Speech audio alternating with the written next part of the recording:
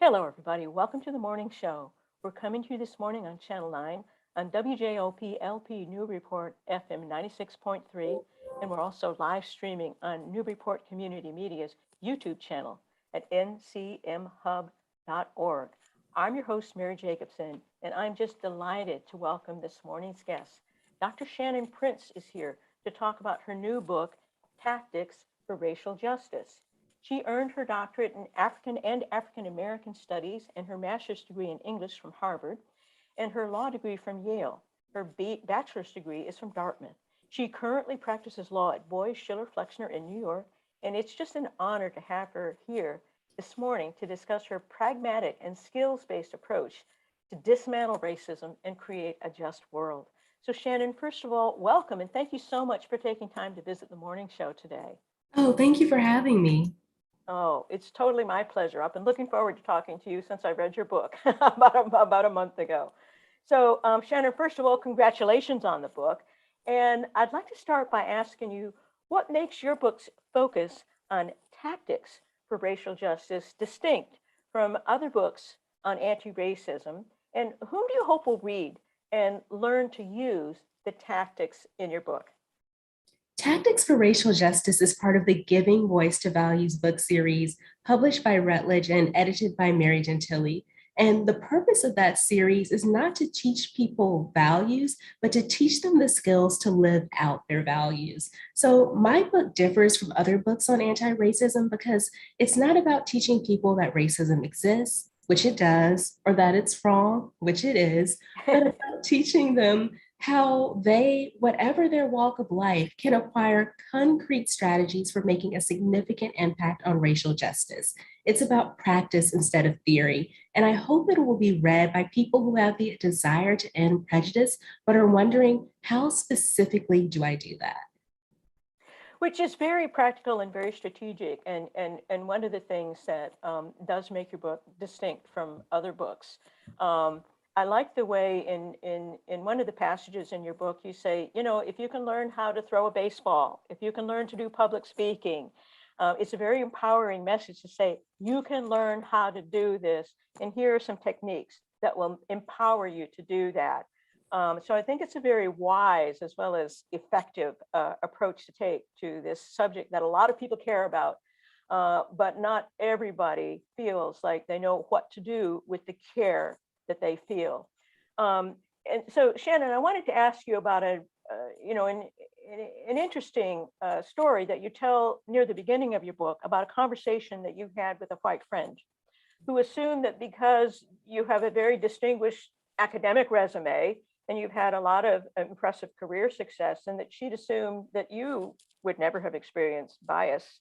And please tell us about the cognitive dissonance this conversation caused, and consequently your decision not to be, as you put it in the book, not to be silent anymore, and how that decision felt for you.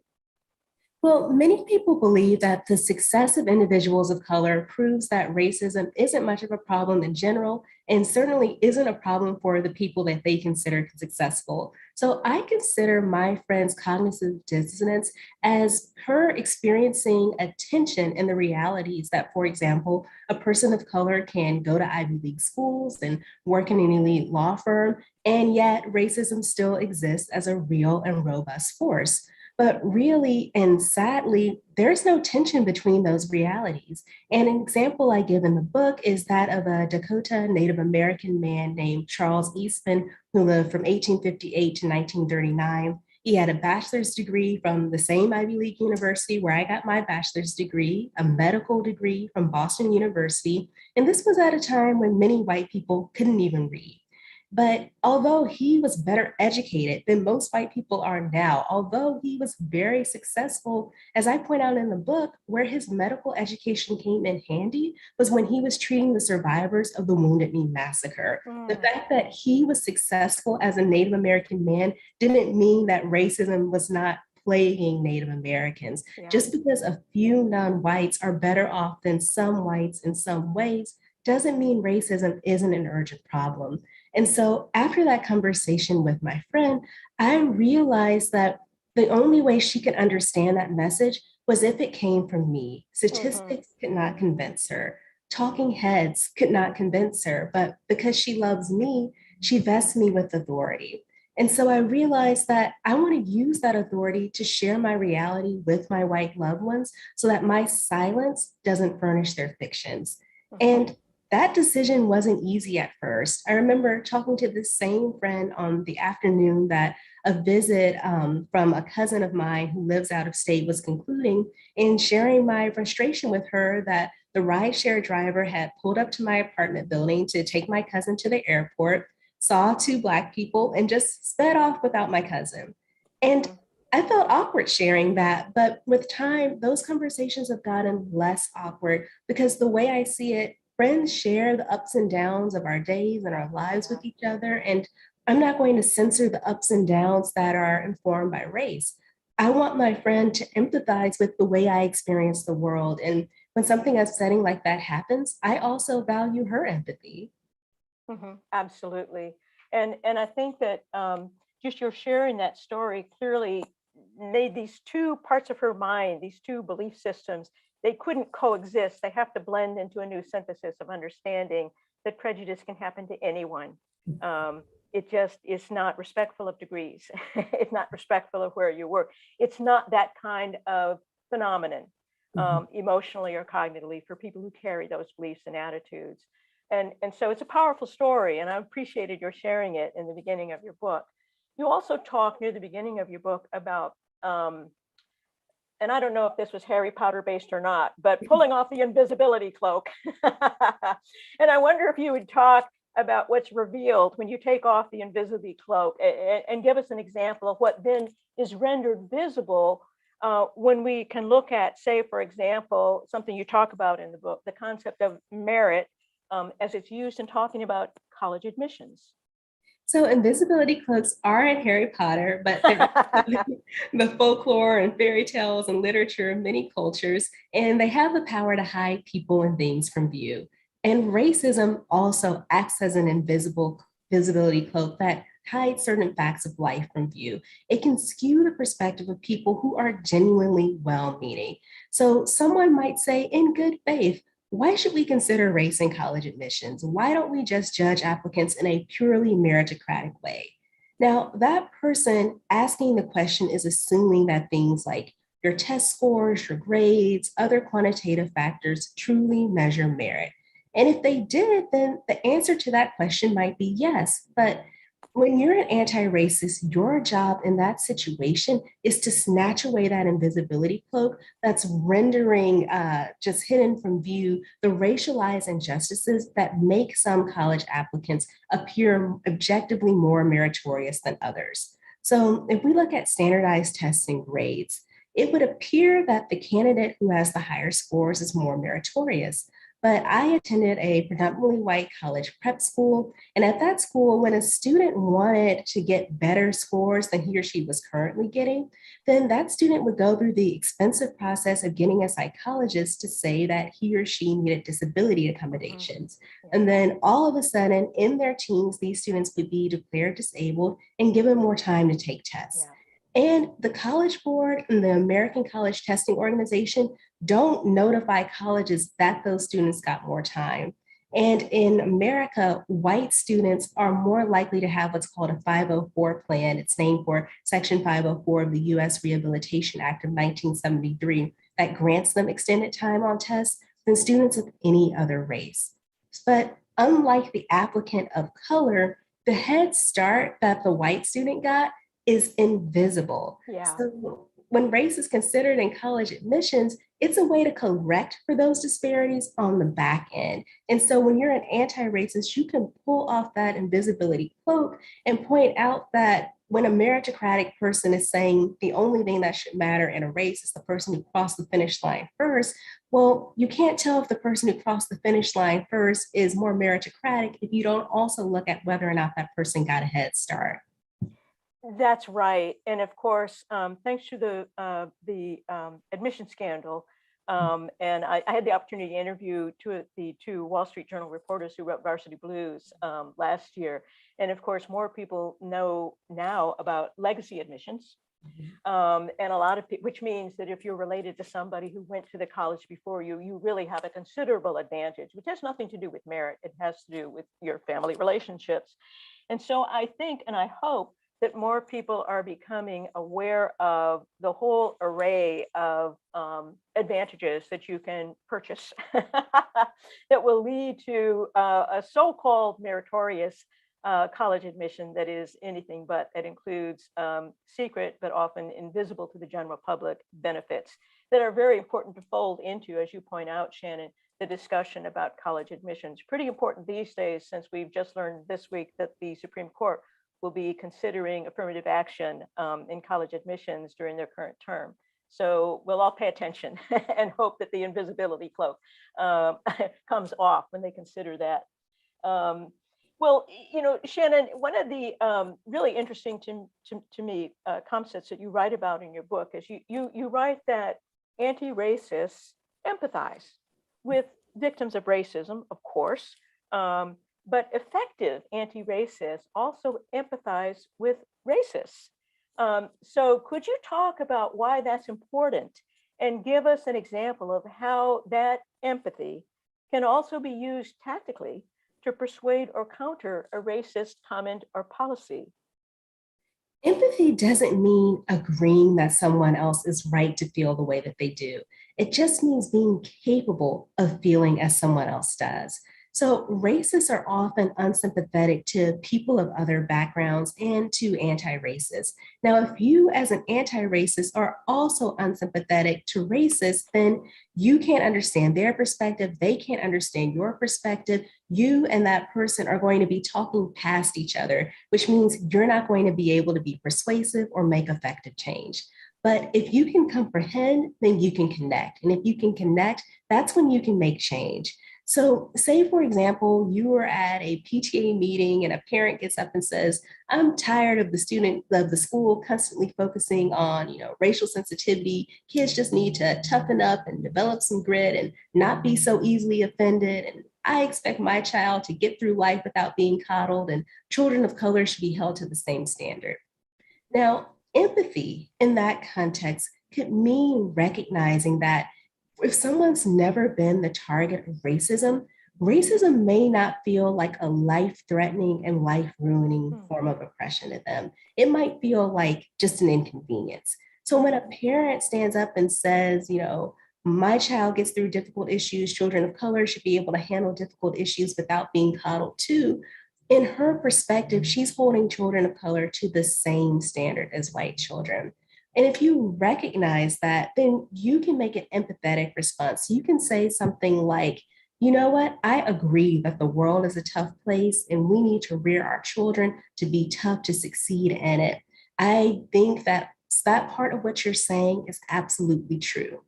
But what I also hear you saying is that your child is expected to have sufficient grit to get through the day, and we should expect the same of children of color. But the problem with that reasoning is that all other factors held constant, it takes exponentially more grit to get through the day as a non-white child than as a white one. And then you would make your argument for why that's the case and how racism is more than the ordinary slights and pressures of childhood, how it's an assault on one's dignity that ruins and ends lives. But you start out with empathy, then you move to your argument. Well, the power of that, Shannon, is that with that kind of empathy, and you make the important distinction, empathy is not the same as agreeing with somebody, but it means understanding their point of view. And if you engage that empathy, it means you can find a point of agreement to begin with somebody, a value that you share, an assertion about reality or what's true. And then that's a powerful place to begin with somebody. Because you're not starting from a place of antagonism, but you're starting from a place of commonality. And that's a powerful place to launch then a more peaceful, I imagine, discussion about differences in understanding. And you can educate then about the differences, about like the exponentially higher amount of grit that's required to get through the day when you're encountering bias and prejudice. So that seems to me very wise. So thank you for that, Shannon. Shannon, I particularly wanted to talk to you about chapter 4 in your book, which is titled Reckoning with the Past. I'm always interested in this topic because I grew up in Virginia, although I lived my first 12 years of my life in Michigan, where I started 7th grade when my family moved to Virginia. And it was just astonishing to me to encounter, and admittedly, this was a few decades ago, but I encountered romanticism about the Civil War and the presence of Confederate flags at my school. And I had never in the past heard the Civil War referred to as the War of Northern Aggression, but it was very commonly referred to that in my Virginia 7th grade class. And I mean, Virginia has changed a lot, of course, over the subsequent years, but I remember how confused and perplexed I felt when my 7th grade Virginia history book tried to make the case that slavery wasn't so bad. It was astonishing to me. And so today, I continue to be dismayed and baffled by the current trend among some politicians and some parents to want to censor American history and simply edit out some parts that they would apparently rather not talk about. But if you don't talk about them, you can't learn from them. And then you're likely to make the mistake of repeating things from the past. I just don't see how children benefit from false versions of what the world is like and what human beings are like. You have a crystalline clarity about these issues in your book, Shannon. And so I wanted to start with, for example, how to talk about making decisions about things like Columbus Day and the presence of Confederate flags and Confederate monuments, both of which have their champions still today, many champions among people who see them as part of their prized heritage. So what tactics do you recommend for discussing or exploring these issues? Well, one tactic you can use when you're discussing an issue like celebrating Columbus Day or the Confederacy is to point out the double standards inherent in that celebration. So take Columbus Day. Sometimes when you are arguing against it because you're saying, Columbus committed genocidal violence against Indigenous peoples, you'll get told something like, well, it's just the way of the world for stronger populations to conquer weaker populations. So you would point out the double standard. For example, I am on the Alumni Steering Committee of Fellowships at Auschwitz for the study of professional ethics. I'm very involved in Holocaust education, and I know that the evil of the Holocaust is never within the bounds of civil discourse dismissed in those terms. Yeah. We never say that it's okay to disparage white victims of genocide for not being strong enough or advanced enough to defend themselves against the people exterminating them. Yeah. And so, just as we don't celebrate the Nazis for being more powerful or modern or innovative than the people that they ethnically cleansed, we condemn them as being more barbaric. We need to also not celebrate the people who ethnically cleanse non-white people. We need to condemn them. But when you're having these conversations, it's not just about what you say, it's about how you say it. There are best practices for this. So there is a Harvard Kennedy School adjunct lecturer named Holly Weeks, and she has a method for preparing for contentious conversations. And when you're about to get into a debate about Columbus or the Confederacy, that's going to be a contentious conversation. Yeah. So she says, first, reflect on what pushes your buttons and be mindful about the unhelpful reactions you have to getting your buttons pushed. So you may reflect upon the fact that you get irritated when someone has a dismissive attitude. And that usually when you get irritated, you make a sarcastic remark. But since you've reflected on that, you're aware of that tendency, you're going to restrain yourself. And then you write out what you plan to say once and just say what you feel. Then you write it out again and make it more diplomatic. And then you practice what you're going to say with a friend because that helps you cultivate a demeanor that isn't hostile. So when you engage in these conversations, you don't have to just wing it. There are best practices you can use to make sure that you're actually persuasive. Yeah, I love that 3-step process. What was the professor's name again, Holly? What was the last name? Weeks. Weeks, Holly Weeks. I think that's brilliant because, of course, none of us like to listen to somebody else when they're railing. And you yourself are very calm as we're talking, and and it makes it so much easier to listen to somebody. you can actually focus on what they're saying. It's interesting, Shannon. I'm a clinical social worker by training, and I used to do couples work with it's one of my favorite things to do. But my first rule working with couples was you can't talk to each other. You talk to me, and the other one just listens to what the other one is saying. And then I will ask you what the other one just said. Because when people are agitated, when there's a lot of emotion, there's just these currents of emotional energy that are very disruptive. It's like disturbances in the field. And people cannot listen to one another. And so what happens then is you have the same argument over and over and over again. And I used to see this happen in couples therapy over and over and over again. And that's what made me decide this was a better approach. And we've all seen this happen when people talk over one another or can't listen. It's just noise. Right. And then people develop the feeling that it's so unpleasant to talk about these things that I just don't want to engage. And so I think that's just, it's simple and it's straightforward, but it's a brilliant strategy. So thank you for that, Shannon. I like that. Well, there's a related question to talking about Columbus Day or Confederate monuments.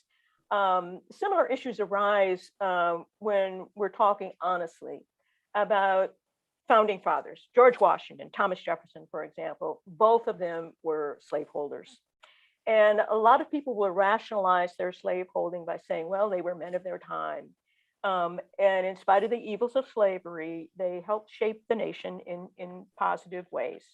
And if we focus exclusively on their slaveholding, they will say that's just an example of extreme kind of woke intolerance. And this is something you also have crystalline clarity about in your book. And I wanted to ask you to talk about the tactics you recommend for discussion of these founding fathers, and what do you see as an honest and contextual way to teach about these historical figures? Thank you. Well, two tactics that I recommend are recognizing that other people at the same time made different choices and also expanding our view of history. And so I always say people aren't men and women of their time, they're men and women of their choices. And we can look to people of the same era, including white people who made different choices. So we can look to Roger Sherman Baldwin, who was the white attorney who argued the Amistad case. He defended the slaves who led a successful insurrection on the Amistad slave ship against those who wanted to re-enslave them. George Washington and Thomas Jefferson could have made choices that Baldwin made. These are men of the same time, they're just men of different choices. And then when I say we need to expand our view of history, I mean, when we expand our gaze beyond just George Washington, the man, what do we see? What I see is Ona Judge, who is a woman who, when she was just the age of a college senior, escaped from enslavement under him. And until Washington's death, he tried to re-enslave her.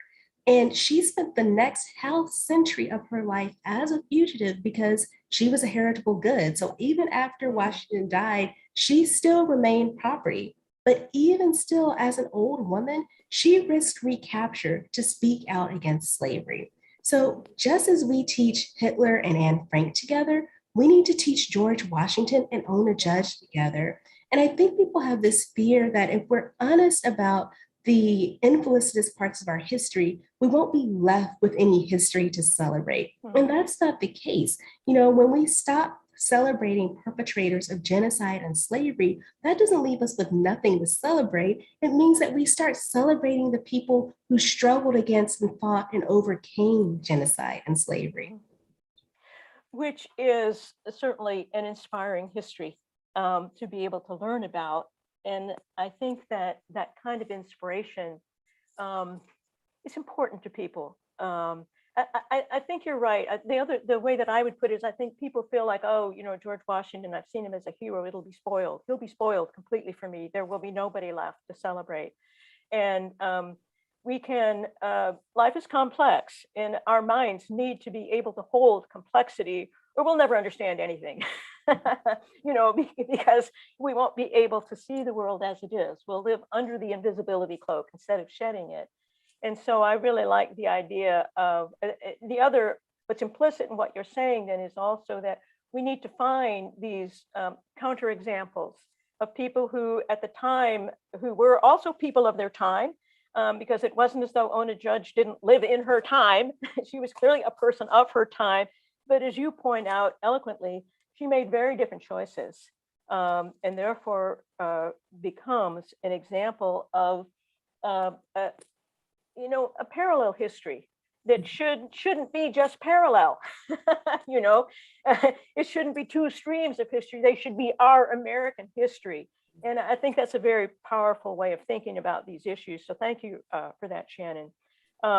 There's another concept that you talk about in your book that I found very interesting and provocative. And I wanted to ask you to talk a little bit more about it. And it arises because of there's a current wedge issue, critical race theory. It's been in the news lately because of Governor Youngkin in Virginia declaring that schools can't teach something that schools don't teach anyway. And I don't think most people understand critical race theory, but what it raises is, I think, an anxiety.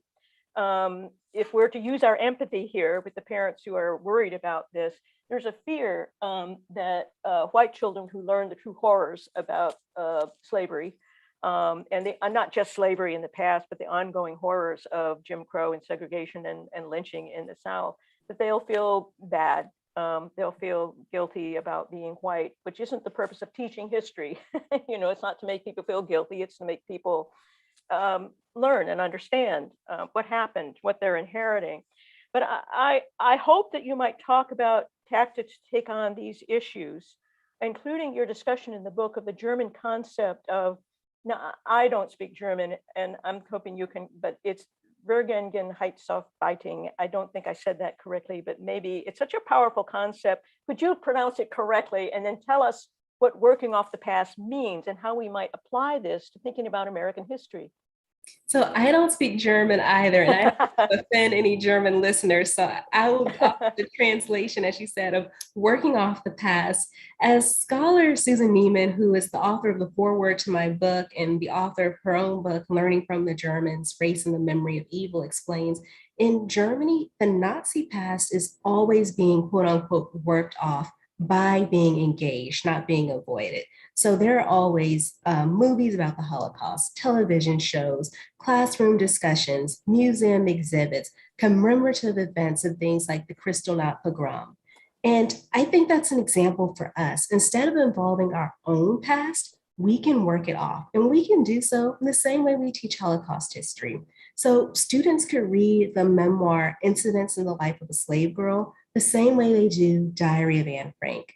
They could take school trips to the National Memorial for Peace and Justice, which is dedicated to victims of slavery, lynching, racial terror, apartheid, and discrimination in the criminal justice system, just as they do to the United States Holocaust Museum. They could, and schools could invite survivors of lynching attempts to speak to classrooms, just as we invite Holocaust survivors to speak to classrooms. We don't have to be afraid of our past. And instead of thinking of white children as being harmed by history, let's think of all children as being empowered by history, empowered by the knowledge of the past to craft a future in which we protect each other from harm. Mm-hmm. Yeah, it's a powerful concept. And I like the phrase working off the past, because it sounds like an activity, something you do, something you can make the past malleable, you can work with it. You can create something, a wisdom, hopefully, about what it is to be a human being and what we need to be concerned about and aware of, so that we hopefully can create a just world. So, well, Shannon, thank you for that. I was unfamiliar with that concept until I read your book, and it's one I've thought about and I'm glad to have in my mind. So I also wanted to talk a little bit about chapter 5 in your book, which is called Making Change, where you write something that was also really intriguing to me. You write that some power is conferred and other power is created. And I often, as I think many people do, feel powerless when confronted, for example, with the state of voting rights or our nation's democracy. And I'm intrigued by the concept of creating power. So could you talk about what you mean by that and give an example of how power can be created? So, one example that I could give is back when I arrived at Dartmouth College as a freshman, I learned that the Native American students and the African American students had this practice of holding what they called office hours in their dorm rooms. They would do this to offer academic support to Indigenous and Black classmates. And basically, it was out of the recognition that our peers were brilliant, they were hardworking, they were accomplished, but many of them had attended poor schools that just didn't teach the material or skills that elite colleges expect you to come in knowing.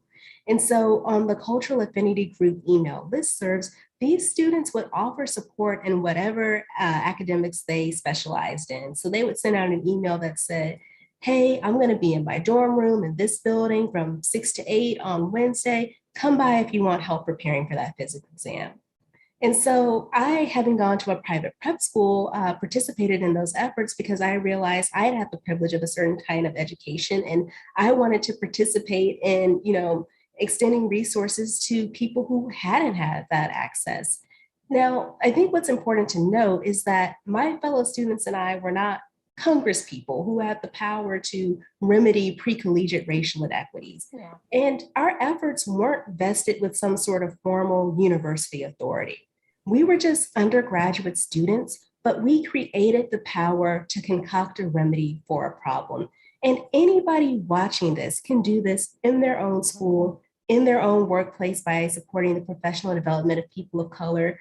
You can decide to grab the mantle of power and just put it on your own shoulders. So use your creativity and use your connectivity, and there's your power. In other words, thank you for that, Shannon.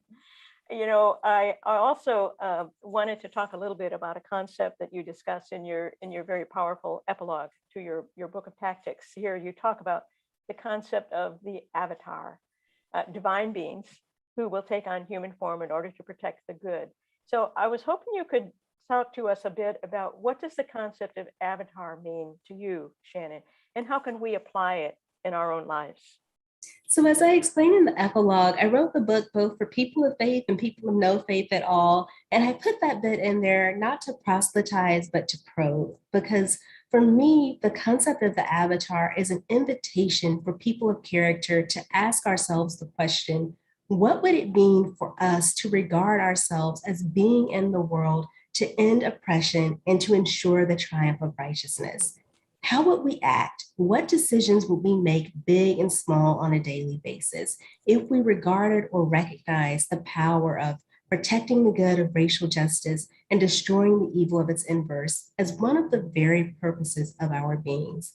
So for me, thinking like an avatar ultimately means taking moral responsibility for society.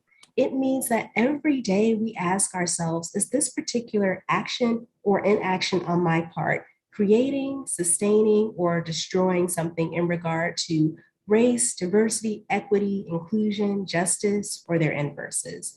Am I refusing to teach the truth of slavery or indigenous dispossession because that would be too divisive? What's the moral consequence of that? Did I recruit for my organization at a minority serving college or university? What's the moral consequence of that? It's about being proactive and also reflective. It's a very, very powerful concept. And I love the way you frame that question that we can ask of ourselves. I feel it in my heart when you describe it that way. And it's certainly empowering to think of oneself as an avatar, though it also carries a responsibility with it. But it's a responsibility that ennobles one if you are willing to take it on. So thank you for that, Shannon. In a similar vein, you also discuss thinking like an ancestor. Please say more about the difference that thinking like an ancestor makes and about the importance of our reflecting on world craft.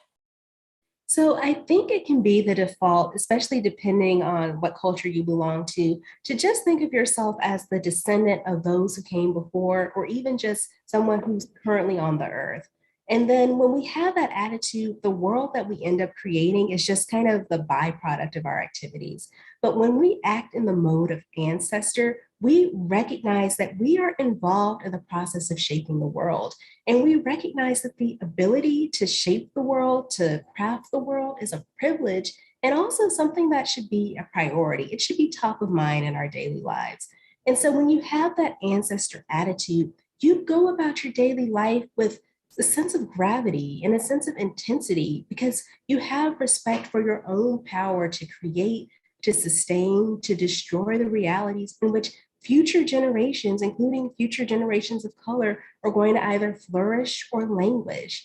And ultimately, when you're a living ancestor, at the end of each day, you don't just ask yourself, was today productive? When you're a Mm. living ancestor, when you go to bed at night, you ask yourself, was tomorrow impacted? Mhm. Yeah, which will take you to a different answer. So thank you for that, Shannon.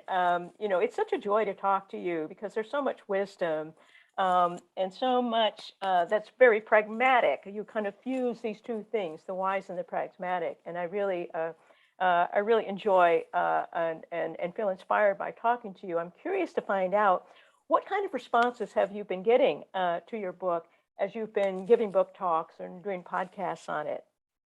I'm so humbled by the responses I've been getting. What I've heard again and again is now I know an array of specific things I personally can do to make a major impact on the cause of racial justice. And also people saying that they're excited to get started. I Yeah, know it's really easy to get social justice fatigue, and I'm yeah. grateful that readers are leaving the book feeling inspired and fired up to get their hands dirty, building a better future. Hmm.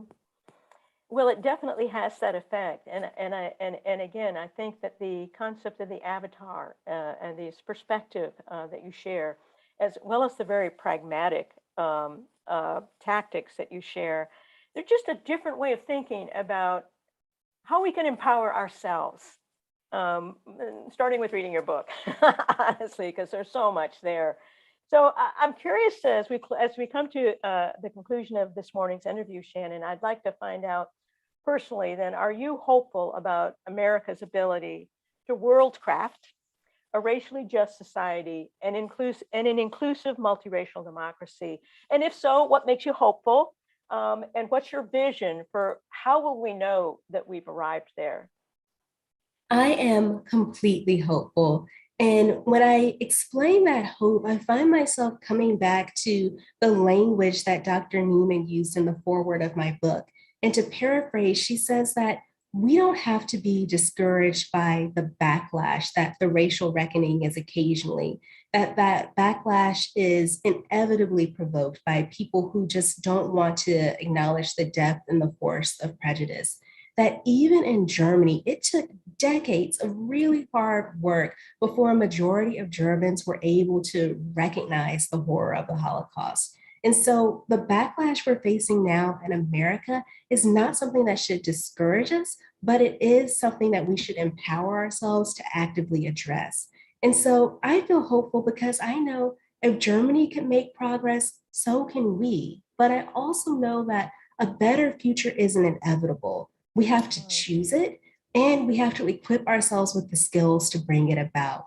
mhm. And when it comes to how we know we've arrived, I would love to say something poetic about Martin Luther King's dream coming true, but instead of talking about dreams, I'm going to talk about data. We know we haven't arrived because of data. For example, right now, Black American women like me with postgraduate degrees are more likely to bear babies that succumb to infant mortality Yeah. than the babies of white women whose educations terminated in the eighth grade or earlier.